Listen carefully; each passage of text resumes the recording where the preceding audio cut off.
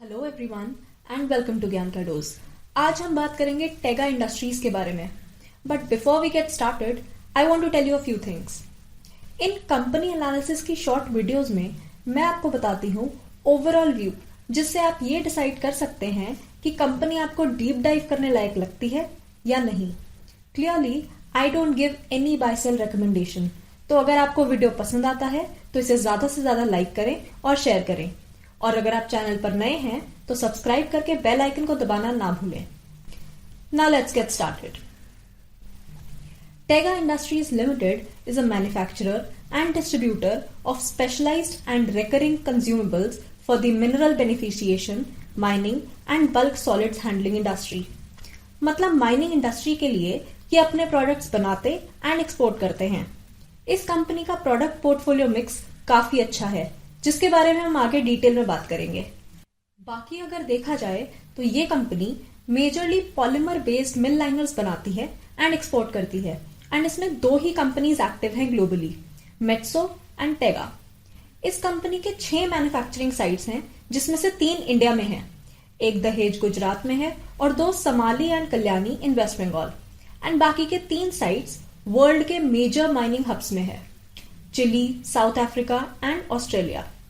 इनके पास 18 global and 14 domestic sales offices हैं, जो इनके कस्टमर्स एंड माइनिंग साइट्स के पास में ही लोकेटेड हैं। तो मेजर माइनिंग लोकेशंस में इनकी ऑन ग्राउंड प्रेजेंस काफी अच्छी है। अब पहले इनके प्रोडक्ट एंड इस इंडस्ट्री के बारे में बात कर लेते हैं, जिससे हमें थोड़ी क्लैरिटी मिलेगी। A mill is a machine that grinds, cuts and crushes solid materials into usable sizes for further processing। Basically raw material को मिल में डाला जाता है एंड आपको डिजायर्ड पार्टिकल साइज का एंड प्रोडक्ट मिल जाता है ना। मिल लाइनर्स क्या होते हैं? मिल लाइनर्स मिल को प्रोटेक्ट करते हैं from the wear that comes with grinding harsh raw material. Mill liners mill की परफॉर्मेंस, एफिशिएंसी एंड लॉन्गेविटी को इंप्रूव करते हैं। ये मेटालिक, रबर और कॉम्पोजिट मटेरियल्स के हो सकते हैं, डिपेंडिंग अपॉन आप क्या ग्राइंड कर रहे हैं। एंड इन मिल लाइनर्स की लाइफ 6 मंथ से 2 years, depending upon raw material कितना हार्ड है जिसे रिफाइन करना है उसके ऊपर डिपेंड करती है। इसके की कंज्यूमर्स हैं copper and gold, and globally also mill liner का 75% market share during 2020 came from gold and copper. Then quality of mill liner is also very important. Even though mill liners एक low cost component है, but it is very important कि quality maintain रहे। Globally Top 5 producers of mill liners have captured a market share of 49%, जिसमें से एक है Tega industries. Demand primarily वहां से आती है जहां ओर माइंस काफी ज्यादा हैं, like Latin American countries, which account for 40% of the global copper production and 8% of the global gold production. China accounts for 10%। Last 2 years में मिल लाइनर मार्केट में डिक्लाइन आया है because of industrial slow down and Covid का impact was also there. अब एक unusual demand की वजह से रीबाउंड देखने को मिल सकता है। इनफैक्ट मिल लाइनर्स क्योंकि वेयर ऑफ इजीली हो जाते हैं, इसलिए इनकी रिपीटिंग डिमांड है। इस चार्ट में भी हम देख सकते हैं कि मिल लाइनर्स की डिमांड फ्यूचर में 5.8% के CAGR से बढ़ने वाली है। Mill linings is estimated to be 300,000 ton global market. In depth अगर हम देखें तो डीकार्बनाइजेशन की वजह से कॉपर की डिमांड बढ़ेगी। ऑटोमोटिव सेक्टर में, रेन्यूएबल एनर्जी में copper is also being used in smart home appliances, construction industry, manufacturing of electrical equipment etcetera. In fact जितनी ग्रोथ ज्यादा होगी, ओर ग्रेड्स के डिक्लाइन की वजह से माइनर्स को और ज्यादा ओर प्रोसेस करना पड़ेगा to produce the required concentrate. इससे मिल लाइनर्स जैसे कंज्यूमेबल्स की डिमांड और बढ़ेगी एंड जैसे जैसे ये वियर ऑफ होते जाएंगे। ऐसे ही आजकल गोल्ड में ज्वेलरी के साथ साथ अदर सेक्टर्स में भी एप्लीकेशन है। For example, gold nano particles are used in medicine, aerospace etcetera. Global competition में only Metso and Tega polymer based mill liners के बिजनेस में एक्टिव हैं। Metso is the largest, followed by Tega. Next is a hydrocyclone. ये एक ऐसी machine है जो minerals and construction materials की desliming and dewatering में यूज की जाती है। इसका इस्तेमाल गोल्ड, कॉपर, आयरन ओर, कोल, कंस्ट्रक्शन इन सब इंडस्ट्रीज में किया जाता है। हाइड्रोसाइक्लोन्स में इस कंपनी का की प्रोडक्ट है टेगा साइक्लोन। ऐसे ही इनके प्रोडक्ट पोर्टफोलियो में और भी प्रोडक्ट्स हैं like trommels and screens, conveyor products etcetera. Overall product mix काफी अच्छा है। फर्दर इनकी फ्यूचर स्ट्रैटेजीज की बात कर लेते हैं। Gain market share and customer wallet share across high growth markets. पिछले कुछ सालों से ओवर ग्रेड्स डिप्लीट हुए हैं, जिसकी वजह से मिनरल प्रोसेसिंग कंज्यूमेबल्स की ग्रोथ काफी बढ़ गई है। तो इसी को लेवरेज करके टेगा अपना market share and penetration increase करना चाहता है in North America, South America, Australia and South Africa. अच्छी बात यह है कि जितने दिन ये क्लाइंट को ऑनबोर्ड करने में लगाते हैं वो टाइम सिग्निफिकेंटली रिड्यूस हुआ है न्यू मार्केट्स में, specially USA, Chile, Peru and Mexico. उन्हीं से इनसाइट्स लेके ये अपना एक्सपेंशन कंटिन्यू करना चाहते हैं। Then leverage in house R&D capabilities to grow product offerings and capitalise on future trends. इनके पास एक इन हाउस R&D यूनिट है जिसका फोकस रहता है एग्जिस्टिंग प्रोडक्ट्स को अपग्रेड करना, प्रोडक्ट्स की कस्टमाइजेशन के लिए रिक्वायरमेंट एनालिसिस करना एंड मेनी मोर। इस यूनिट की हेल्प से ये फ्यूचर ग्रोथ ट्रेंड्स को भी कैप्चर करते हैं। Expand manufacturing capabilities to achieve better economies of scale. ये प्लान कर रहे हैं अपनी दहेज एंड समाली वाली साइट में एग्जिस्टिंग कैपेसिटी को इंक्रीज करना।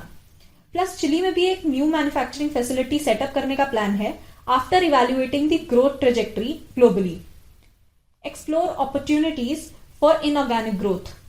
ये न्यू एक्विजिशंस देखते रहेंगे जिनसे इनको न्यू टेक्नोलॉजीज और न्यू कस्टमर्स का एक्सेस मिले। पहले भी इन्होंने joint ventures and strategic alliances में बेनिफिट किया है, तो ऐसे ही ये अपॉर्चुनिटीज एक्सप्लोर करते रहेंगे। Operational efficiencies and margin expansion पे भी इनका फोकस रहेगा। Moreover they will focus on cycle time reduction also, जिससे इनकी ज्यादा प्रोजेक्ट्स लेने की कैपेसिटी इंक्रीज होगी। Coming to management, Madan Mohan Mohanka, who is the chairman and executive director of the company, is also one of the promoters. He holds a bachelor's degree in engineering and a postgraduate diploma in business administration from IIM Ahmedabad. Mehul Mohanka, son of Madan Mohanka, is the managing director and group CEO of the company, and he is also one of the promoters. After completing his bachelor's degree in commerce, he went for his master's in business administration from the University of Pittsburgh. Further, he completed an advanced management program from Harvard Business School. He is associated with the mining and construction equipment division of the Confederation of Indian Industry as the chairman and is the co-chair of the National Committee on Mining of the Confederation of Indian Industry. ये company में sales and operations का division देखते हैं and almost 2 decade से company के साथ जुड़े हैं। सैयद यावेर इमाम is the executive director of the company and has been designated as the director global product group.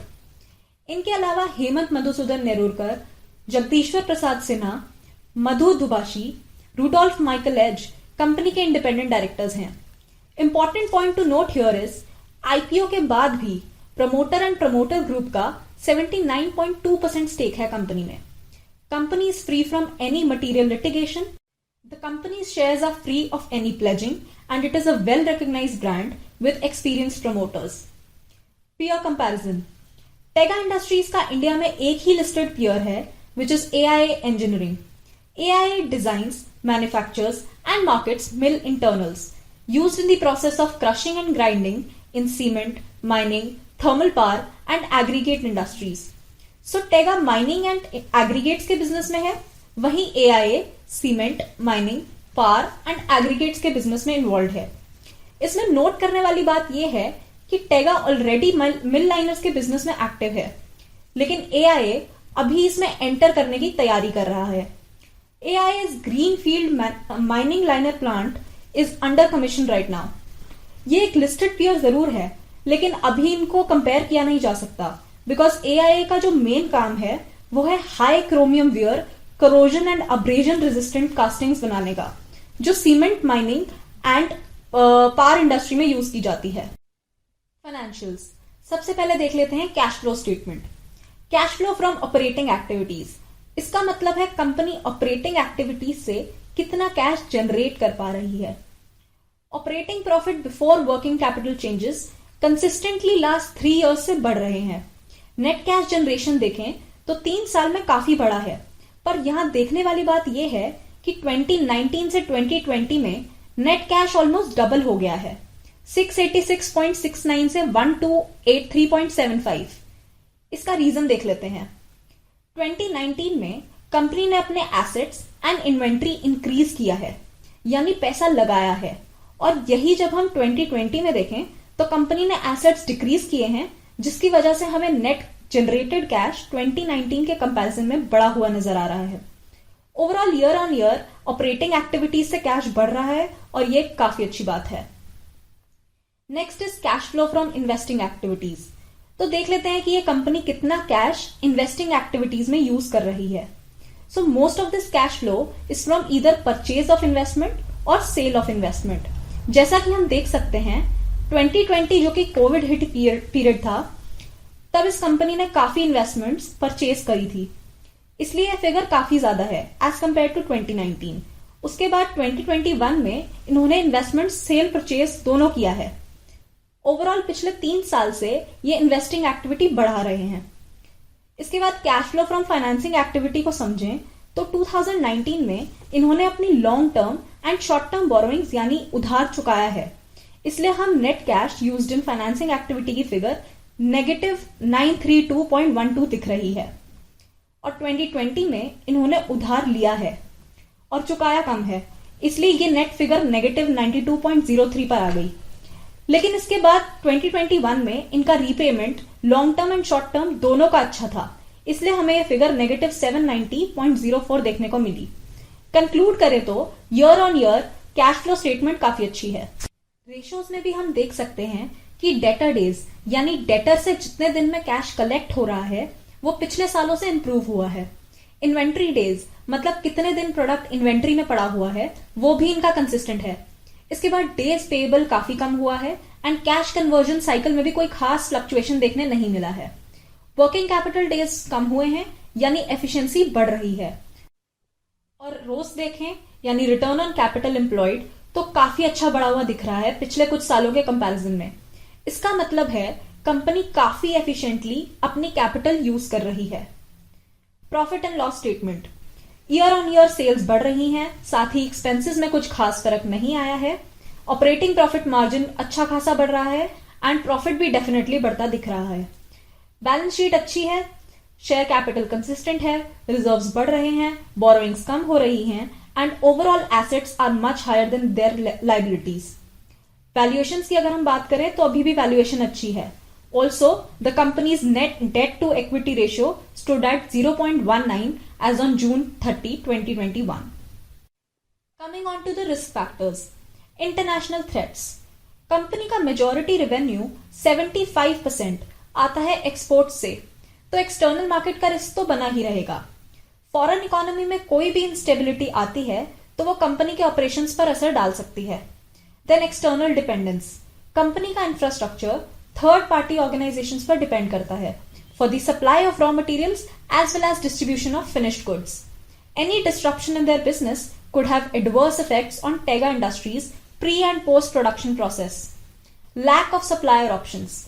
Tega का मेजॉरिटी रॉ मटेरियल बहुत कम सप्लायर्स से आता है एंड सप्लायर्स के बिजनेस में कोई भी फेलियर होता है तो टेगा के बिजनेस को भी हैम्पर करेगा। स्ट्रेंथ्स की बात कर लेते हैं। गुड ग्लोबल प्रेजेंस, जैसे कि हमने पहले भी बात की, कंपनी की ग्लोबल प्रेजेंस 70 कंट्रीज में है एंड यहां इनकी 478 इंस्टॉलेशन साइट्स हैं। Competent overall performance, the international units of the company have sizeable revenues from operations. For FY 2021, revenue from operations and their regions were 13.74% from North America, 24.71% from South America, 15.49% from Europe, Middle East and Russia, 22.62% from Africa and 9.85% from Southeast Asia and Australia. Expansion prospects are also good in major markets like North America, South America, Australia and South Africa. And में अब हम कुछ important points देख लेते हैं जिससे हमें एक इन्फॉर्म डिसीजन लेने में हेल्प होगी। First question is, will the company be able to scale up its business?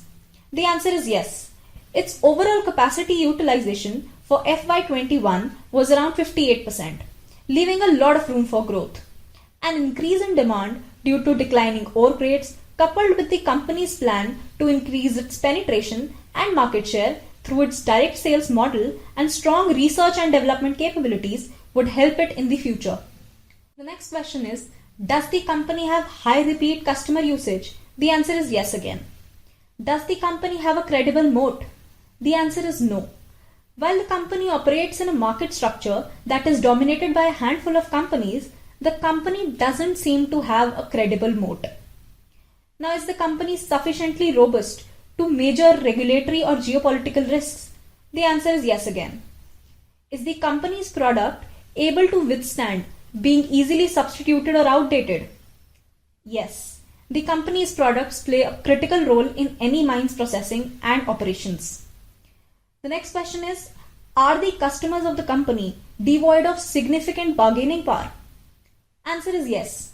The customers of the company are devoid of significant bargaining power, as the products, due to their critical nature, have high switching costs. The company is able to make long-term contracts and pass the increase in input costs to the customer. Now, are the suppliers of the company devoid of significant bargaining power? The answer is no. The company's predominant raw material is rubber of different kinds. As the company is dependent on a few key suppliers for its raw materials, the company is a price taker. Is the level of competition the company faces relatively low? Answer is no. The company faces competition in India as well as overseas. The industry is dominated by a few players globally. For instance, in the mill liner product segment, the top 5 players account for 49% of the market in the calendar year 2020. Moreover, Tega Industries compete with global players that are larger enterprises with greater financial resources. Can the company run its business without relying on external funding in the next 3 years? Now, this is a very important question. The answer is no. The company plans to expand its manufacturing capacity in India and overseas and explore inorganic growth opportunities. These are highly capital intensive activities, and therefore the company may have to rely on external funding. Now, this was the last one, which brings us to the end of this video. If you like the video, don't forget to share. Thank you and bye-bye.